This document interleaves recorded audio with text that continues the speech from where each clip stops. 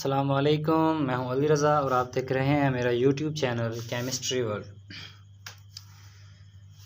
नाज़रीन, हमने previous lecture जो कि हमारा लेक्चर नंबर 9 था, उसमें हमने रिलेटिव कॉन्फ़िगरेशन को डिस्कस कर लिया था। ठीक है, यानी कि एक हमने कॉन्फ़िगरेशन की टाइप डिस्कस कर ली थी, जिसमें हमने देखा था कि किस तरह एक स्टैंडर्ड को लेकर, एक रेफरेंस को लेकर हम बाकी कंपाउंड के ऑप्टिकल आइसोमर्स की नेमिंग करते हैं कि वो लीवो हैं या डेक्स्ट्रो हैं। ठीक है, उसमें हमने बेसिकली डी और एल की नोटेशंस को दिया था।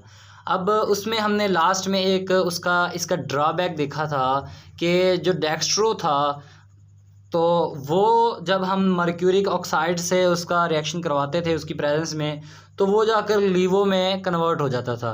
मगर जो रिलेटिव कॉन्फ़िगरेशन की बेसिक अजम्पशन है, ये उसको वायलेट करता है कि वो कहता है, जो बेसिक अजम्पशन है कि अगर लीवो है तो उसका जो प्रोडक्ट होना चाहिए, ठीक है, वो भी लीवो ही होना चाहिए। ठीक है, मगर जब हम मर्क्यूरिक ऑक्साइड की प्रेजेंस में इसका रिएक्शन करवाते हैं तो ये जाकर डेक्स्ट्रो हो जाता है। ठीक है, तो इससे हमें कन्फ्यूजन होती थी कि इसको हम लीवो में काउंट करें या डेक्स्ट्रो में। तो इस कन्फ्यूजन को और मुख्तलिफ मसाइल को और कम्प्लेक्सिटीज़ को हल करने के लिए एक जनरल और इंडिपेंडेंट मेथड दिया गया कॉन्फ़िगरेशन को लिखने का। कॉन्फ़िगरेशन को लिखने का जो इंडिपेंडेंट मेथड है वो है हमारे पास अब्सोल्यूट कॉन्फ़िगरेशन। तो आज लेक्चर नंबर 10 में बेसिकली हम अब्सोल्यूट कॉन्फ़िगरेशन को डिस्कस करेंगे, जिसे हम आर और एस नोमेनक्लेचर भी कहते हैं। चलें आज का लेक्चर का आगाज़ करते हैं।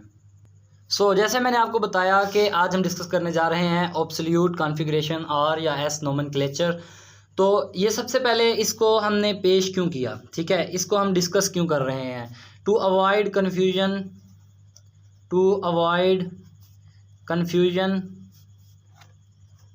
कन्फ्यूजन को अवॉइड करने के लिए। ठीक है, दूसरा कि ये किसी पर डिपेंडेंट नहीं है, ये इंडिपेंडेंट नोमेनक्लेचर होगा हमारे पास। ठीक है, इंडिपेंडेंट नोमेनक्लेचर है, यानी कि हमें इसमें रेफरेंस नहीं तलाश करना पड़ेगा कि कोई हम एक रेफरेंस ले लें। जैसे रिलेटिव कॉन्फ़िगरेशन में हमने ग्लिसरॉल्डिहाइड को एज अ रेफरेंस यूज़ किया था, तो ये हमारे पास इंडिपेंडेंट नोमेनक्लेचर है। ये हमारे पास इंडिपेंडेंट नोमेनक्लेचर है। थर्ड पॉइंट आप लिख लें कि हम इसे CIP रूल भी कहते हैं, CIP रूल या फार्मूला भी कहते हैं। ठीक है, अब CIP रूल क्या है? C से है हमारे पास काहन, ठीक है, I से है हमारे पास इंगोल्ड,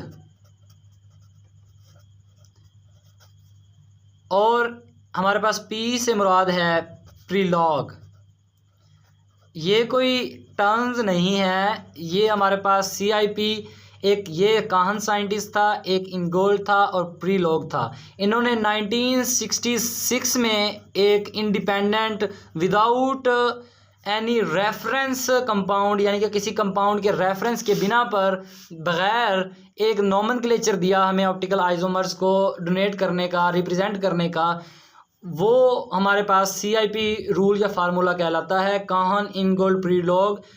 1966 में ये हमारे पास नोमेनक्लेचर आया था। तो ये एक MCQs के तौर पर भी आप याद कर सकते हैं। ठीक है, इसके बाद हम अगर बात करें इस नोमेनक्लेचर को लिखने की, तो हर नोमेनक्लेचर को लिखने के एक प्रॉपर सेटअप होता है, प्रॉपर स्टेप्स होते हैं। तो इसके भी कुछ स्टेप्स हैं। तो बेसिक 2 स्टेप्स हैं ना इसके, वो मैं आपको बताता जाता हूँ, और फिर हम कुछ इसकी अजम्पशंस या रूल्स देखेंगे बाद में, जो कि आपको ज़्यादा क्लियर कर देंगे। तो हमारे पास रूल 1 है कि आपने सबसे पहले जो ग्रुप कायरल कार्बन के साथ अटैच हैं, ठीक है, उनको एक सीक्वेंस में अरेंज करना है। ठीक है, arrange groups in a sequence.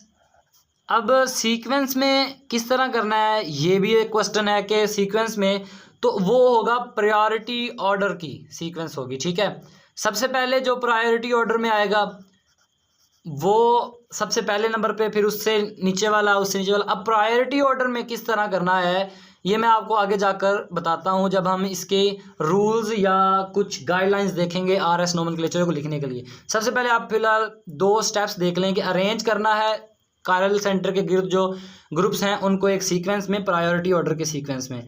दूसरा जो स्टेप है यहाँ पर हमारा कि जो लोएस्ट प्रायोरिटी ऑर्डर है, ठीक है, दूसरा जो है लोएस्ट प्रायोरिटी जो ग्रुप होगा उसको हमेशा आपने बॉटम साइड पर रखना है, ठीक है, बॉटम साइड पर। अब इससे होगा क्या, थर्ड स्टेप भी आप लिख लें आसानी के लिए। जब आप ये दोनों स्टेप कर लें पूरे, ठीक है, और ऑब्जर्वर प्रायोरिटी ऑर्डर कुछ इस तरह दे जैसे ये है हमारे पास कार्बन और इसके साथ ए ग्रुप अटैच है, ये 4 ग्रुप अटैच हैं, A, B और C और ये D, ठीक है। अगर तो प्रायोरिटी ऑर्डर कुछ इस तरह सेट हुआ है, ठीक है, यानी कि लोएस्ट प्रायोरिटी का यहाँ पर होगा। ये रूल सेकंड स्टेप ये बता रहा है कि लोएस्ट प्रायोरिटी आपने नीचे रखनी है हमेशा। अब ये 3 कुछ इस तरह सीक्वेंस हुई है इनकी प्रायोरिटी के हिसाब से कि अगर तो ऑब्जर्वर देखे और उसकी नज़र प्रायोरिटी में इस तरफ जाए, ठीक है, यानी कि क्लॉकवाइज मूव करे, तो हमारे पास वो ऑप्टिकल आइसोमर होगा R। ये हमारे पास थर्ड स्टेप है इसका, वो होगा हमारे पास ऑप्टिकल आइसोमर डोनेट करेंगे हम R से, अगर क्लॉकवाइज, ठीक है, जैसे हमने D में कहा था, ठीक है। और अगर वो मूव करे एंटी क्लॉकवाइज, उसकी जो आई है उसको मूव करना पड़े एंटी क्लॉकवाइज प्रायोरिटी वाइज, मतलब यहाँ पर 1 है, यहाँ पर सेकंड है, तो यहाँ पर थर्ड है, तो इस तरह एंटी क्लॉकवाइज मूव करना पड़ेगा। तो ये हमारे पास होगा बेसिकली S, ठीक है।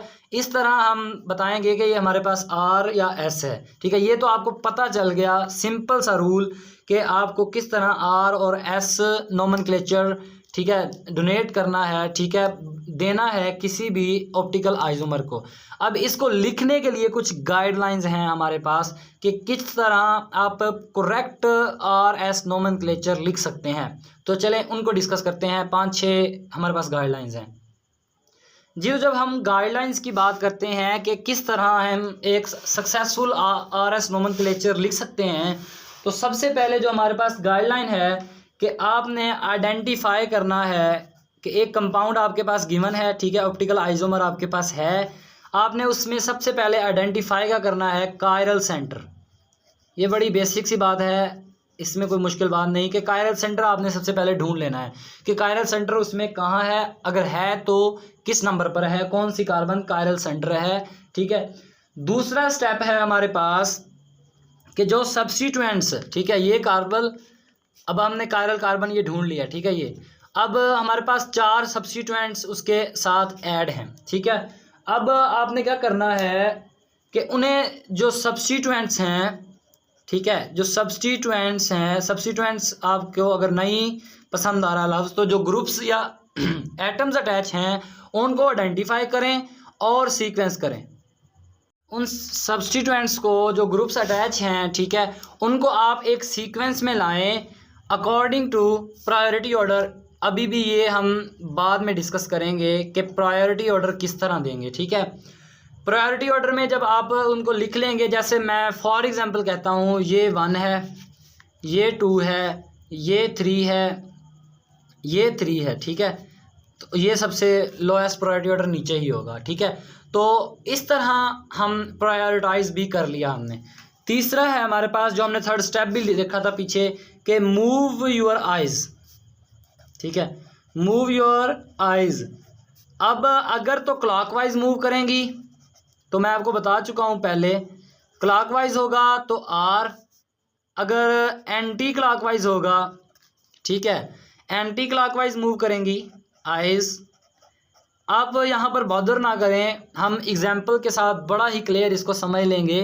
फिलहाल आप थ्योरेटिकली समझने की कोशिश करें इसको।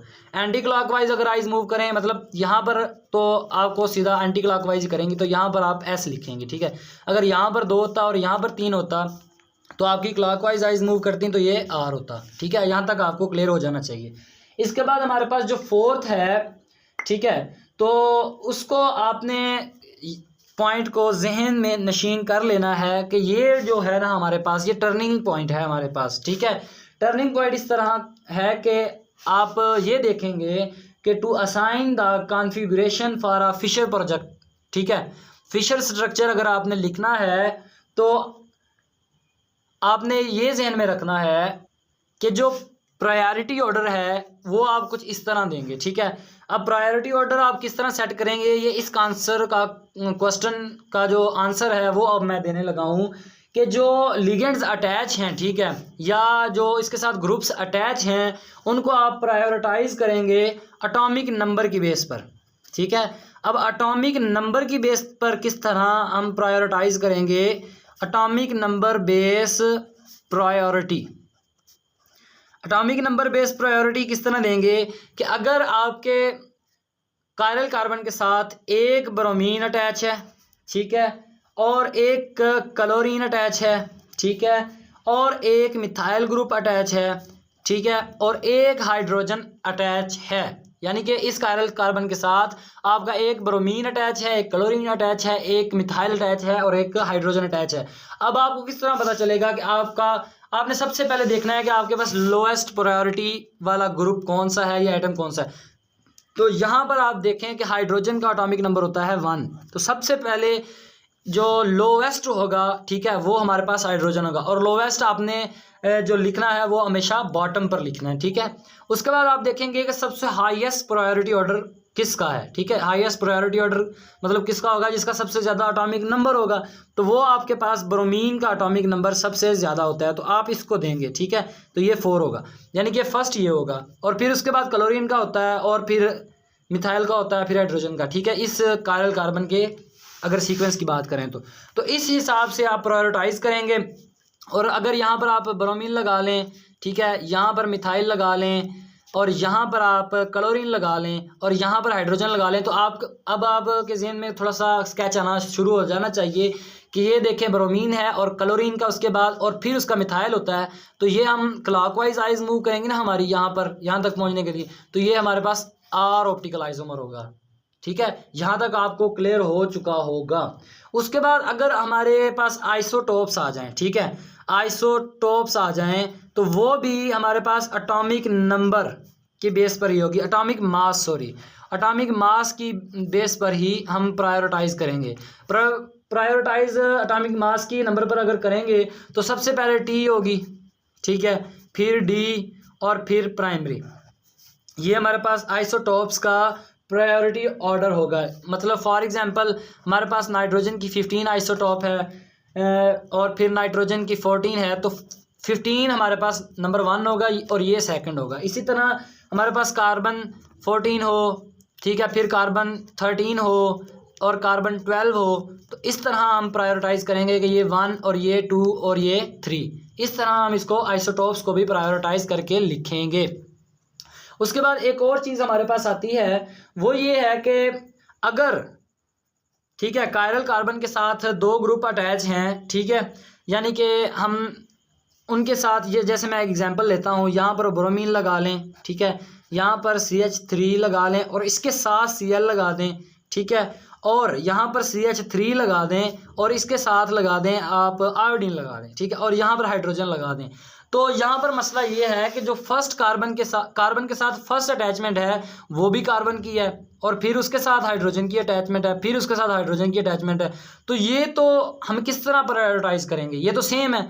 अब जब कार्बन के साथ जो फर्स्ट अटैचमेंट वाला ग्रुप है उसका दोनों का अगर सेम हो जाए तो उससे नेक्स्ट जो अटैच है, यहाँ पर आयोडीन अटैच है और यहाँ पर क्लोरीन अटैच है, इस पर डिपेंड करती है प्रायोरिटी फिर, ठीक है। अगर पहली अटैचमेंट कायरल कार्बन के साथ सेम हो जाए तो आपने देखना है कि जो सेकंड के साथ सेकंड अटैच है ग्रुप उसके साथ, उस के जैसे मिथाइल के साथ यहाँ पर आयोडीन और क्लोरीन अटैच है, इस पर आप प्रायोरिटाइज करेंगे। तो आयोडीन आप जानते हैं कि इसका एटॉमिक नंबर क्लोरीन से काफ़ी ज़्यादा होता है, तो हम यहाँ पर प्रायोरिटाइज इसकी बेस पे करेंगे, ठीक है, ठीक है। अब यहाँ पर यह भी क्वेश्चन हो सकता है कि आयोडीन का तो ब्रोमीन से भी एटॉमिक मास ज़्यादा है, तो इसको फर्स्ट नंबर देना चाहिए, मगर नहीं, क्योंकि यहाँ पर जो हमारे पास फर्स्ट अटैचमेंट है कार्बन के साथ वो कार्बन की है, मिथाइल की है, ठीक है, तो यहाँ पर डायरेक्ट ब्रोमीन अटैच है मगर यहाँ पर मिथाइल पहले अटैच है फिर आयोडीन है, तो इस तरह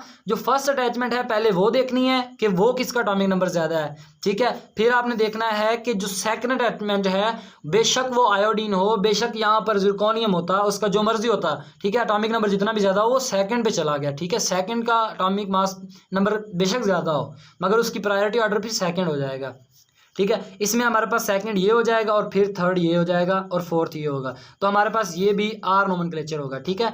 तो ये हमें इसका एक और पॉइंट एटॉमिक नंबर की सीक्वेंस में जो बी पॉइंट है कि आपने सेकंड अटैचमेंट देखनी है। हाँ, अगर यहाँ पर एक और सवाल आ सकता है, CH3 के साथ अगर CH2 होता और यहाँ पर Cl फिर इसके बाद अटैच होता और यहाँ पर भी CH2 होता, अब आपने सेकंड भी सेम हो गया तो आपने थर्ड देखना है। अब आपको समझ आ जाना चाहिए कि मैं बात क्या करना चाह रहा हूँ कि फर्स्ट अटैचमेंट देखनी है, फिर सेकंड वो भी सेम है तो फिर जाके आपने थर्ड देखनी है, ठीक है। उसके बाद आपने देखना है कि एक है हमारे पास सी पॉइंट के अगर हमारे पास थर्ड ट्रिपल बॉन्ड आ जाए, ठीक है, और फिर आ जाए डबल बॉन्ड और एक आ जाए सिंगल बॉन्ड, तो इसमें प्रायोरिटी ऑर्डर किसका सबसे ज़्यादा होगा? तो इसमें प्रायोरिटी ऑर्डर जो होगा वो सबसे ज़्यादा होगा इस कार्बन का, ट्रिपल बॉन्ड का, फिर होगा इसका, फिर होगा इसका। क्यों? क्योंकि इसमें जो कार्बन है आप कुछ इस तरह लिखेंगे, ठीक है। इसको अगर मैं खोल के लिखूं, ठीक है, जितने बॉन्ड कार्बन के साथ होंगे वो उतनी बार काउंट होगा। उतनी बार काउंट होने से क्या मकसद हुआ कि यहाँ पर ये देखें, इस कार्बन के साथ आप एक और कार्बन लगा दें, इसके साथ आप एक और कार्बन लगा दें और इसके साथ एक और कार्बन लगा दें, इसके साथ एक और कार्बन लगा, ये तीन बॉन्ड वाली कार्बन कुछ इस तरह होगी। तो देखें यहाँ पर 2 2 4 2 6 कार्बन अटैच हैं, ठीक है, 6 कार्बन अटैच है ना, तो आप यहाँ पर हो जाएंगी 4, आपने जितने बॉन्ड होंगे उतने से ज़रब दे देना, ठीक है। यहाँ पर 2 है ना तो 3 बॉन्ड है तो यहाँ 6 कार्बन हो जाएंगी, यहाँ पर 4 कार्बन हो जाएंगी और यहाँ पर 2 कार्बन है, तो यहाँ पर प्रायोरिटी कार्बन की ज़्यादा है ना, ठीक है।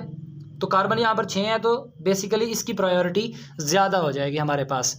इसके बाद जो हमारे पास नेक्स्ट है वो मैं आपको बताता हूँ कि प्रायोरिटी लिस्ट क्या है, ठीक है, कि आपको किस तरह पता चलेगा कि आप अगर रट्टा भी लगाना चाहें कि प्रायोरिटी लिस्ट क्या होगी, तो प्रायोरिटी लिस्ट जो हमारे पास है वो ये है, ठीक है, कि सबसे पहले हमारे पास आयोडीन की है, ठीक है, इसका हमारे पास जो एटॉमिक नंबर होता है वो 53 होता है, ठीक है।